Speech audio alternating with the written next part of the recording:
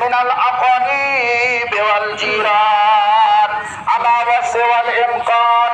الله أكبر الله أكبر لا إله إلا الله والله أكبر الله أكبر ولله الحمد. قال الله تعالى إن الله يأمر بالعدل والإحسان وإيتاء ذي القربى وينهى عن الفحشاء والمنكر والبغي يعظكم لعلكم تذكرون. الله أكبر الله أكبر لا إله إلا الله والله أكبر الله أكبر ولله الحمد. وفي شأن عيد الفطر وآدابها أحاديث كثيرة.